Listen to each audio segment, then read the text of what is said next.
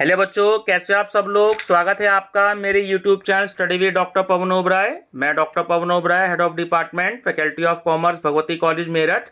अब बच्चों, अभी मैंने थोड़ी देर पहले आपका स्पोर्ट्स एंड फिजिकल एजुकेशन का जो है 2019 का क्वेश्चन पेपर अपलोड किया है। मेरे पास तीनों क्वेश्चन पेपर अवेलेबल हो चुका है। तो जो मैंने अभी किया है वो बीकॉम में आया हुआ है, ठीक है ना। सिलेबस आपका सबका सेम होता है, तो तीनों में अलग अलग आता है। बीए में अलग आता है, बीकॉम में अलग आता है, बीएससी में अलग आता है। तो क्वेश्चन पेपर तो आपका भले ही अलग अलग आता है, बट आपका सिलेबस जो है वो सेम होता है, ठीक है ना।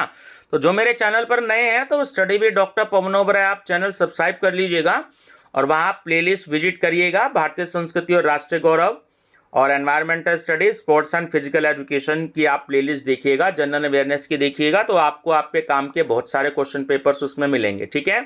मार्केट में आपको अवेलेबल होना थोड़ा सा मुश्किल है, क्योंकि मेरे को ही बड़ी मुश्किल से अवेलेबल हुए हैं, तो आपको तो और ज़्यादा मुश्किल हो जाएगी। तो आपको अगर कोई बुक भी नहीं मिल पाती है तो आप मेरी प्लेलिस्ट की विजिट करिएगा और मेरा चैनल जरूर आप सब्सक्राइब कर लीजिएगा, है ना, ताकि आपको ये प्रॉब्लम ना हो। आप लोग प्लेलिस्ट जरूर विजिट करिएगा, ठीक है। एक प्लेलिस्ट है जिसमें जनरल अवेयरनेस है, उसमें 164 वीडियो हैं। तो उसमें 151 नंबर पर स्पोर्ट्स एंड फिजिकल एजुकेशन की वीडियो है। तो आप उसमें 2017 2018 में आए हुए क्वेश्चन पेपर्स हैं, तो 200 क्वेश्चन है, तो आप उसको जरूर अच्छे से स्टडी करिएगा, ठीक है बच्चों। चलिए डिस्कस करते हैं आपका क्वेश्चन पेपर। तो नंबर फर्स्ट है कि निम्नलिखित में से कौन सा अभिकरण मनोरंजन से संबंधित नहीं होता। वो है आपका स्वास्थ्य अभिकरण, ठीक है। सेकंड, राष्ट्रीय उद्यान सेवा, मनोरंजन ब्यूरो, राष्ट्रीय पक्षी अभ्यारण्य और खेल एवं युवा कार्यक्रम विभाग किस अभिकरण के अंतर्गत आते हैं। तो शासकीय अभिकरण। थर्ड, किस एनसीसी, स्काउट एंड गाइड्स, राष्ट्रीय सेवा योजना आदि कार्यक्रम किस मनोरंजन अभिकरण के अंतर्गत आते हैं। स्वयंसेवी अभिकरण। चार, समुदाय के लोगों की रुचि के अनुरूप गतिविधियों का आयोजन करना, जैसे पिकनिक, नृत्य, ऑर्केस्ट्रा, लोक नृत्य आदि किस अभिकरण के अंतर्गत आते हैं। तो निजी अभिकरण। पांच, की चोट लगने के पश्चात अधिक दर्द से निजात पाने के लिए कौन सा इंजेक्शन प्रयोग किया जाता है। वो होता है नॉन स्टेरॉइडल इंजेक्शन, ठीक है। 6, पैराफिन स्नान संबंधित है मोम से। 7, मोच संबंधित है अस्थिबंध से, ठीक है। 8, डिसलोकेशन संबंधित है तो वो संधि से। गुंबड़ नामक चोट लगने के पश्चात सबसे पहले किसका प्रयोग किया जाता है। बर्फ का किया जाता है। 10, पारिवारिक मनोरंजन क्रियाएं, जैसे लुका छुपी, बिल्ली आई, चूहा भाग, है ना, आइस पाइस आदि किस प्रकार की मनोरंजन गतिविधियां होती है। तो एक खेलकूद गतिविधि होती है। 11, किताब कॉपियों पर जिल्द चढ़ाना, पोस्टर बनाना, पन्नों से जहाज बनाना, उंगलियों से चित्रण बनाना आदि गतिविधियां किस मनोरंजन गतिविधियों के अंतर्गत आती हैं। तो कला एवं हस्तकला विधि, ठीक है ना, गतिविधि। 12, चिकित्सालयों और वृद्धाश्रम में जाकर मनोरंजन कार्यक्रम प्रस्तुत करना किस प्रकार की गतिविधि है। सामाजिक गतिविधि। 13, शारीरिक शिक्षा तथा मनोरंजन केंद्रीय बोर्ड की स्थापना कब हुई। 1950 में। 14, के निम्न में से क्या विषम है। वो है आपका संधि भंग, ठीक है ना, हड्डी टूटना। 15, की निम्नलिखित में से कौन सी चोट संधि से संबंधित नहीं है। होती है स्टिच। 16, शरीर में विद्युतीय अपघटकों में असंतुलन होने की वजह से कौन सी चोट लगती है। ऐंठन। भारत में खेल चिकित्सा शास्त्र का संचालन करने वाली संस्था का नाम बताइए। वो होती है IASM। मनोरंजन सिद्धांत के प्रतिपादक कौन है। तो वो है GMW पैट्रिक। 19, एक क्रिकेट टीम द्वारा खेले गए 11 मैचों के स्कोर का औसत निकालने के लिए किस सांख्यिकीय तकनीक का प्रयोग किया जाता है। होता है माध्य। अगर फुटबॉल टीम के 11 खिलाड़ियों का भार के संबंध में माध्य, माध्यिका तथा बहुलक की गणना की जाए और त्रुटिवश किसी एक खिलाड़ी के भार की माप में त्रुटि हो तो कौन सबसे अधिक प्रभावित होगा। वो होगा माध्य, मीडियन, है ना।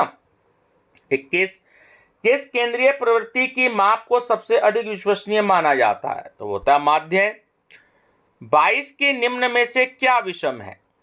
तो वह है आपका प्रसार।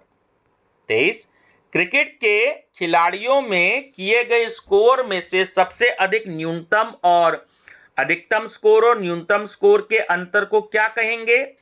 प्रसार। खोई हुई ऊर्जा को पुनः प्राप्त कर आनंद का अनुभव प्राप्त करना कहलाता है मनोरंजन।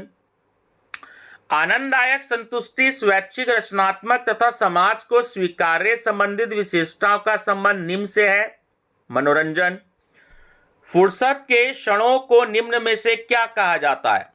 खाली समय। निम्न में से क्या विषम है? अस्पताल मनोरंजन। परिवार के अवकाश क्षणों में आयोजित होने वाले कार्यक्रम किस मनोरंजन के अंतर्गत आते हैं? पारिवारिक मनोरंजन। किसे विचलनशीलता के मापों में सबसे अधिक विश्वसनीय माना जाता है? वो होता है आपका मानक विचलन। ठीक है, चलिए √7 का मान बताइए। तो वो है आपका 2.64। प्रोडक्ट मोमेंट सहसंबंध किसकी देन है? तो वो है आपकी कार्ल पियर्सन की। सहसंबंध की न्यूनतम सीमा क्या है? ठीक है ना, तो वो है आपका -1। R किससे इंगित किया जाता है? तो आप सब जानते हो, कोरिलेशन से। ठीक है, चलिए नेक्स्ट है आपका कि शहर के क्लब जिनमें बैडमिंटन, शतरंज, बिलियर्ड्स, तैराकी की सुविधा हो तो किस प्रकार के मनोरंजन अभिकरण के अंतर्गत आते हैं? वह है आपका व्यापारिक अभिकरण। ठीक है ना, जाहिर बात है कमर्शियल ही होगा। 36, किस मनोरंजन अभिकरण के अंतर्गत सर्कस तथा सिनेमा हॉल आते हैं? वो है आपका व्यापारिक अभिकरण। जन्मदिन की पार्टी किस प्रकार के मनोरंजन की गतिविधि है? तो वह है सामाजिक गतिविधि। वाद विवाद, रचनात्मक लेखन, मानसिक खेल, व्याख्यान आदि किस प्रकार की मनोरंजन गतिविधि है? साक्षर गतिविधि। मनोरंजन से दूर होता है नीरसता। निम्न में से मनोरंजन का आधुनिक साधन क्या है? आप सब जानते ही हैं मोबाइल। YCM में किस प्रकार के मनोरंजन अभिकरण के अंतर्गत आता है? वह स्वयंसेवी। आवृत्ति तालिका में I किसको इंगित करता है? जब आप फ्रीक्वेंसी टेबल बनाते हैं ना, तो I जब आप उसको यूज करते हैं होते हैं वर्गांतर का आकार। ठीक है ना, जब आप क्लास इंटरवल बनाते हैं, ठीक है, तो उसका आकार। आवृत्ति तालिका में N किसको इंगित करता है? कुल आवृत्ति को, टोटल फ्रीक्वेंसी। मानक विचलन की गणना करने के लिए किस केंद्रीय प्रवृत्ति के माप का प्रयोग किया जाता है? माध्य। आवृत्ति तालिका में सबसे अधिक आवृत्ति वाले समंक को क्या कहा जाता है? जाहिर बात है बहुलक। निम्न में से कौन विषम है? वह आपका बहुलक विचलन। आवृत्ति तालिका में मानक विचलन की गणना करते समय विचलन को किससे इंगित किया जाता है? वो होता है स्मॉल d। निम्न में से अंतर चतुर्थांक प्रसार का सूत्र क्या है? जब आप क्वार्टाइल निकालते हैं ना, फर्स्ट क्वार्टाइल हो गया आपका Q1 और दूसरा हो गया Q3 और जो है Q2 जो होता है वही आपका मीडियन होता है। ठीक है ना, तो Q3 - Q1। Z से किसको इंगित किया जाता है? आप सभी जानते होंगे, बहुलक से। 50, शरीर का वह बिंदु जहां सभी तल मिलते हों क्या कहलाता है? तो वो होता है केंद्रीय गुरुत्वाकर्षण बिंदु। शरीर में किस बिंदु को कार्डिनल बिंदु कहा जाता है? जहां सभी तल मिलते हों। निम्न में से कौन विषम है? ठीक है, सैजिटल तल। प्रसार आकुंचन गति का संबंध किस तल से है? तो वह आपका सैजिटल। मीडियन तल को और किस नाम से जाना जाता है? तो वो होता है आपका सैजिटल तल। निम्न में से कौन केंद्रीय गुरुत्वाकर्षण से संबंधित नहीं है? घर्षण।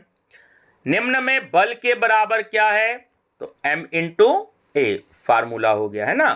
कोणीय तथा घूर्णनीय गति के मिश्रण को कहा जाता है, तो वह है सरकमडक्शन। न्यूटन का पूरा नाम है ना सर इसॉक न्यूटन। तो पूरा नाम है सर इसॉक न्यूटन, ध्यान रखिएगा। बास्केटबॉल में केंद्रीय गुरुत्वाकर्षण बिंदु कहाँ रहता है? तो सबसे बीच में। निम्न में से कौन विषम है? वो है आपका फर्टलैक विधि। निम्न में से कौन समन्वय योग्यता से संबंधित नहीं है? तो वह आपकी प्रचलन योग्यता। किस विधि का प्रयोग सहनशीलता को विकसित करने के लिए किया जाता है? तो वह आपका मंद और तीव्र विधि। ठीक है। 64 प्रयास यानी जो श्रम करने की दर है उसे कहते हैं तीव्रता। निम्न में से क्या शक्ति के संबंध में है? तो वो है आइसोमेट्रिक शक्ति। ठीक है। 66 उस विज्ञान को क्या कहते हैं जो यांत्रिक की शाखा है तथा जिसका संबंध गति से है? तो वो होता है आपका काइनेमैटिक्स। ठीक है। चलिए, काइनेसोलॉजी नामक शब्द में काइनेसिस से क्या तात्पर्य है? वो है आपका गति।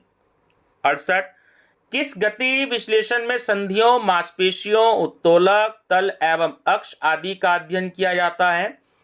तो होता है काइनेसियोलॉजिकल विश्लेषण। उस विज्ञान को क्या कहते हैं जिसमें प्राणी गति या संरचना का अध्ययन यांत्रिकी नियमों के आधार पर किया जाता है? तो वो होता है प्राणी यांत्रिकी। निम्न में से कौन कोणीय गति नहीं है? व्युत्क्रम, है ना, इंग्लिश में डेरिवेटिव बोलते हैं।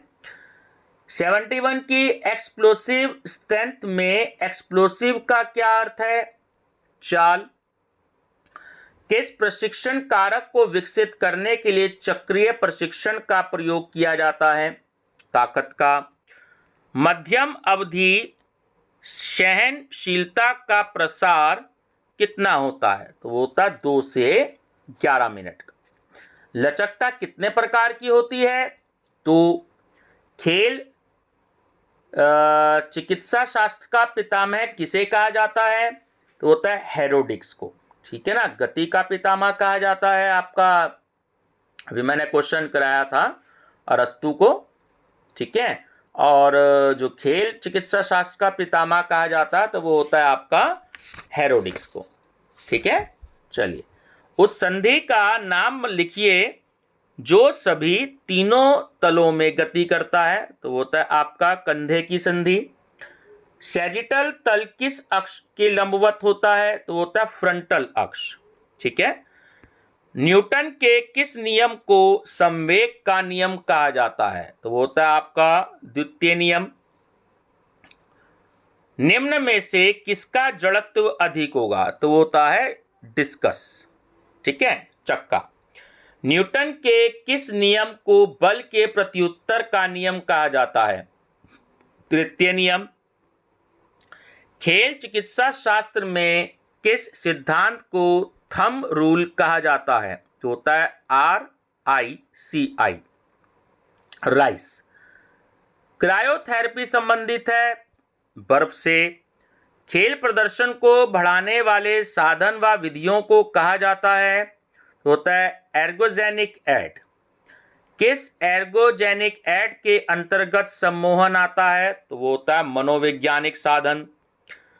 हाइड्रोथेरेपी के अंतर्गत आने वाली थेरेपी का नाम बताइए जिसमें गर्म व ठंडे जल का प्रयोग होता है? तो होता है कॉन्ट्रास्ट बाथ। ठीक है। किसी प्रतिरोध के विरुद्ध या इसके ऊपर से कार्य करने की क्षमता को क्या कहते हैं? तो वो होता है आपका ताकत। किसी क्रिया या आभास को कम से कम अवधि में संपन्न करने की क्षमता कहलाती है चाल।